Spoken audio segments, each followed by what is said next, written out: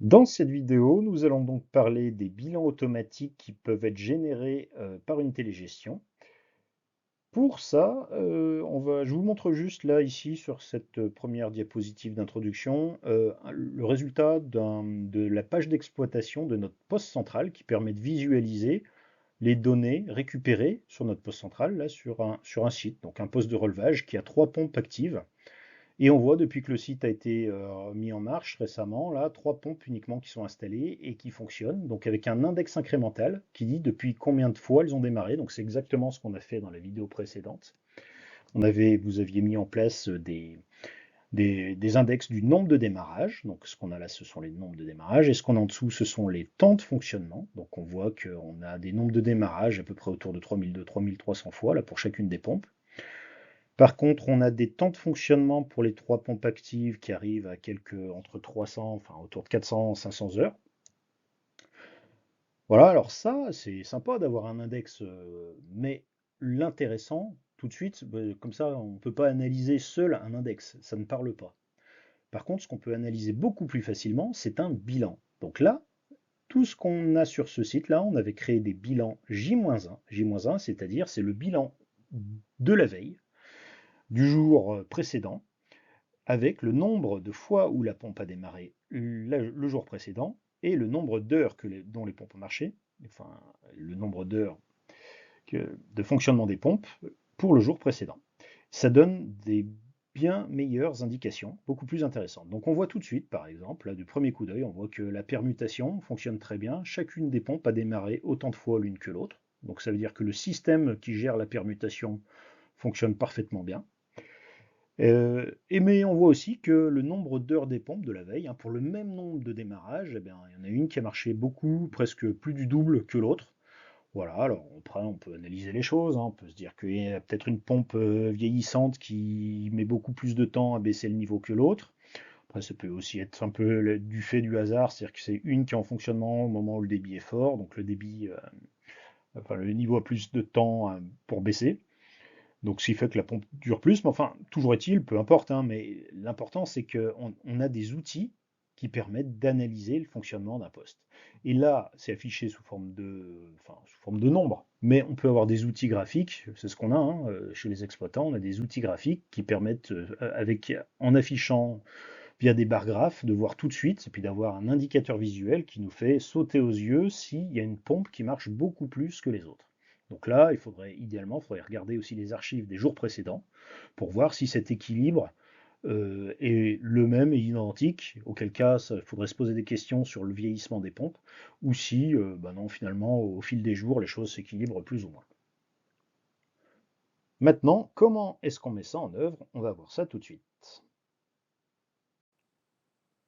Pour la mise en place de bilan, vous allez voir que finalement les choses sont assez simples et intuitives. Donc nous, ce qu'on souhaite faire, c'est mettre en place un bilan pour notre marche de pompe. Chose classique, pour une marche de pompe, on veut savoir combien de temps notre pompe a démarré dans une journée, dans la journée, et combien de fois elle a démarré dans la journée. Ça, ce sont des indicateurs classiques à suivre, parce que c'est ce qui permet de déterminer, de se rendre compte d'une dérive, comme je l'expliquais juste avant, voilà, ça permet de vérifier qu'on n'a pas de problème sur une pompe en particulier, surtout lorsqu'on a plusieurs, ça permet de comparer les choses. Pour faire ça, le bouton, on va créer une nouvelle information de type entrée numérique, et c'est ici bilan. Bilan, donc on voit qu'il nous propose une nouvelle information de type bilan et dans laquelle on aura des propriétés à compléter. Tous mes bilans, je vais les mettre à l'adresse, disons 50. Et ce que je veux commencer par faire, moi, c'est faire un bilan du temps de marche. Non, je vais commencer par le nombre de démarrages. Donc, on va dire sur le nombre de démarrages des pompes. Donc, je vais l'appeler carrément bilan, comme ça on sait ce que c'est, hein. Bilan marche pompe. Alors, plutôt que marche pompe, c'était nombre démarrage. Nombre démarrage pompe. Et ce que je veux, c'est avoir le bilan du jour précédent de la veille, ce que j'ai l'habitude d'appeler le J-1. Donc bilan, nombre de démarrage, pompe, le jour d'avant, le jour précédent, donc le J-1. Donc au final, ce qu'on aura, c'est un nombre entier, donc décimal 0, et combien de fois elle a démarré. Donc exactement comme l'information que je vais surveiller, c'est-à-dire le nombre de démarrage de pompe. Ça, c'est l'index, la data 30. L'information 30, c'est un nombre qui augmente indéfiniment, voilà, jusqu'à ce qu'on choisisse de le remettre manuellement à 0. Hein. C'est un nombre qui ne fait que grimper. Donc c'est ça l'information qu'on va surveiller. C'est à partir de cette information-là qu'on va faire notre bilan. Donc bilan, nombre de démarrage, pompe J-1. Transmission PC, on a vu qu'on mettait ça systématiquement. Comme je viens de le dire, on va surveiller le nombre de démarrages de pompe.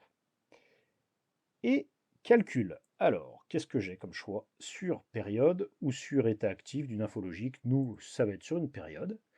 Le choix de la période, moi, ce que je veux, c'est un bilan quotidien. Je veux savoir ce qui s'est passé hier. Donc, quotidien. On peut voir aussi qu'on a le choix sur faire un bilan toutes les heures, toutes les semaines, tous les mois, ou même au choix, réglable. Donc, moi, c'est un bilan quotidien. Et je vais faire une différence. On voit aussi parmi les autres options qu'on aurait mini maximum, savoir le mini de la journée, enfin le mini de la veille, là en l'occurrence, le maxi de la veille, la valeur actuelle, là ça n'a pas trop d'intérêt, je vous dirai juste après l'intérêt de ça, ou la valeur moyenne, mais là, dans notre cas, pour cette mesure-là, ça n'a aucun sens. Donc nous, ce qu'on va faire, c'est une différence d'index du nombre de démarrages d'un jour sur l'autre, et le type de calcul, je vais le faire à l'échéance. Alors, ça paraît peut-être un petit peu flou pour l'instant, mais je vais vous montrer ce que c'est que l'échéance, et vous allez mieux voir. Donc là, quand on fait ça, on dit que tous les jours, on fait la différence de l'index nombre démarrage de pompe, et qu'on le fait à la fin de l'échéance. Et bien c'est tout bon. Je vais juste vous montrer l'échéance, qu'est-ce que c'est? Alors préférence, regardez ici dans préférence, c'est quelque chose de très important pour le calcul des bilans. Vous allez dire à quelle heure est fait un bilan quotidien. Donc ce qu'on vient de faire là, c'est un bilan quotidien. Et on voit qu'on a le choix de l'heure. Alors c'est forcément une heure entière. Alors moi ce que je préfère, c'est vraiment les jours de minuit à minuit. Mais ça, c'est un choix. Dans certaines entreprises, ils ont pris part de faire tous les bilans à 8 heures le matin, par exemple. Donc à 8 heures, la différence d'index, si on choisit 8 heures, la différence d'index se ferait entre 8 heures du jour même par rapport aux 8 heures de la veille, 8 heures précédentes. Mais moi, je vais laisser de minuit à minuit, vraiment, c'est sur le jour. Donc si on parle disons, le 3 novembre par exemple, bah, ça sera du 3 novembre de minuit à minuit. Comme ça évite les confusions aussi. Mais c'est un choix. Donc, je reviens sur notre information. Donc, quand on dit qu'on fait le calcul à l'échéance, vu que le calcul est à minuit, donc l'échéance, c'est minuit. Donc, la différence se fait à minuit. Et ça nous sortira le nombre de fois que la pompe a fonctionné la veille. Donc, voilà pour le nombre de démarrage. On va faire exactement la même chose pour le temps de fonctionnement. Alors, je peux recréer une autre information de type bilan, mais ce que je vais faire, là, je vais faire copier, coller, et je vais changer tout ce qu'il faut. Donc, bilan, cette fois, non plus du nombre de démarrage, mais du temps de marche de la pompe. Temps, marche, pompe, J-1. Ce ne sont plus des fois, mais ce sont des heures. Parce que l'information qu'on va surveiller, cette fois, c'est non plus l'information 30, mais l'information 31, le temps de marche de pompe, qui elle était en heures, donc évidemment la différence sera également en heures. Nombre de décimales, par contre, je vais en afficher 2 décimales, parce que là, il n'y a aucune raison qu'on tombe sur des heures entières, donc je vais aussi voir les portions d'heures. Sur période, quotidiennement, de 0 heure à 0 heure, on fait la différence, et le calcul se fait à l'échéance. Et aussi l'archivage, c'est vrai que je n'ai pas montré sur l'info précédente, mais à échéance de la période, si vous vous souvenez dans la vidéo précédente, on avait vu dans l'aide que l'archivage d'un bilan était systématique. Donc c'est ce qu'on voit ici, hein. Là on n'a pas le choix, de toute façon, l'archivage se fait. Donc là, je viens de créer mes deux informations de bilan. On peut aller voir d'ailleurs sur les archivages le nombre d'archives. Je vais recalculer les archives et on voit que, vous voyez qu'il y a 3000 informations archives issues de bilan. Et on en a archivé deux. Enfin, on a créé deux bilans. Ça veut donc dire que, exactement comme pour les informations logiques, il réserve, sans nous demander, hein, mais on voit qu'il y a 1500 échantillons qui sont réservés pour chaque bilan. Alors 1500 échantillons, sachant qu'il y a un échantillon archivé par jour, ah bah, vous voyez qu'on est très très large. Là pour le coup, les échantillons, il semblerait que ça puisse durer sur plusieurs années, largement, vu que c'est un par mois. Alors voilà pour nos archives, le principe. Alors juste le temps de marche, là ce qu'on fait c'est un bilan de la veille. Mais je voudrais créer un autre type aussi, je vais reprendre le temps de marche et le temps de marche dans la journée. C'est-à-dire que depuis ce matin, alors vu que c'est une période quotidienne, c'est à minuit, donc depuis minuit ce matin, combien de temps a marché ma pompe? Pour faire ça, je vais reprendre pareil, copier-coller, bilan temps marche de pompe, mais je ne sais plus celui de la veille, c'est celui du jour. Du jour, ou alors même juste jour. Bilan temps de marche pompe, jour. Sous-entendu, jour en cours. Cette fois, si je veux avoir celui du jour, eh bien ça serait non plus un calcul à l'échéance, c'est-à-dire à 00 heure que se ferait le calcul, mais il se ferait en permanence le calcul. Donc c'est là où on mettrait permanent. Et si on l'a fait comme ça, à chaque fois que le temps de marche s'incrémente, c'est-à-dire l'information 31 temps de marche à chaque fois qu'il augmente, eh bien le calcul augmente tout autant, mais sachant qu'à minuit, tous les jours, il est remis à zéro. Voilà, donc ça permet d'afficher le temps de marche la veille, celui du jour, le nombre de démarrages, voilà, on a aussi fait précédemment. Bah, je pense que ça sert à rien de donner plus d'informations. Alors après, c'est au choix des exploitants ou des clients de voir quelles informations ils veulent. Ça sert à rien de créer des bilans qui ne seraient pas du tout utilisés après. Par exemple, de faire des bilans sur une période horaire, savoir chaque heure quel est le volume qui est passé, ça n'a pas trop de sens. Hebdomadaire, c'est quelque chose qui est plutôt rare. Mensuel, par contre, faire un bilan mensuel, ça peut être quelque chose d'intéressant aussi. C'est-à-dire qu'on a là, à la fin du mois, directement, quel volume est passé, ou quel temps, combien de fonctionnement a marché la pompe dans le mois. Voilà, ce qui permet d'avoir 12 bilans dans l'année, vraiment, et puis de pouvoir comparer les choses éventuellement. Une petite remarque, c'est que tous ces bilans, là, on voit, ils sont gérés par le S4. Ils sont vraiment traités directement dans le poste local. Mais il faut savoir que ça peut tout à fait être fait aussi, ces bilans-là, dans par les postes centraux. C'est-à-dire que le poste central peut tout à fait se contenter de récupérer les index.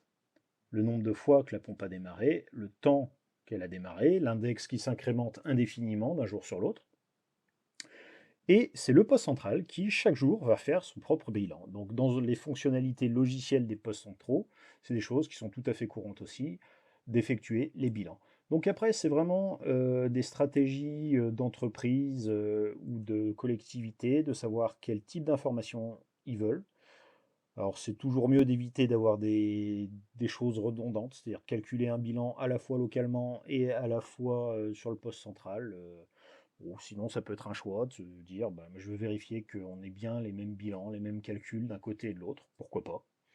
Mais ça, c'est toutes des choses, il n'y a pas une bonne façon de faire, mais c'est des choses qui se discutent pour savoir ce qu'on souhaite avoir comme information. Tout en sachant qu'en télégestion, le risque, alors parfois on manque d'informations, on a besoin d'informations qu'on n'a pas, parce qu'on n'a pas pensé les archiver.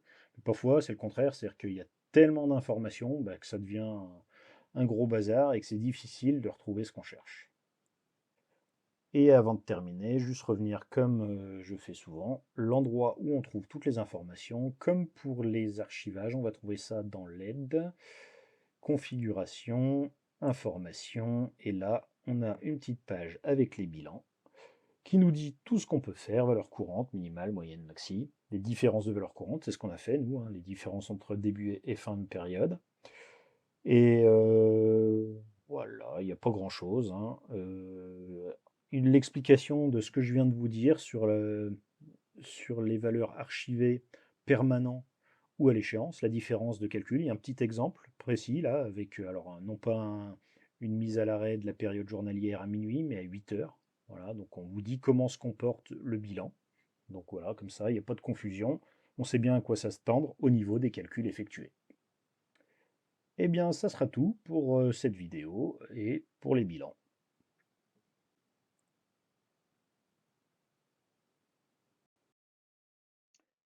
Et pour la suite, eh bien, dès la prochaine vidéo, on laissera un petit peu de côté le monde des chiffres et des logiciels pour se revenir un petit peu, ça fera pas de mal, à des choses plus concrètes, en revenant sur notre poste de relevage et en mettant en place une sonde de niveau. Donc voilà, on va se rattacher un petit peu avec le monde matériel. À bientôt.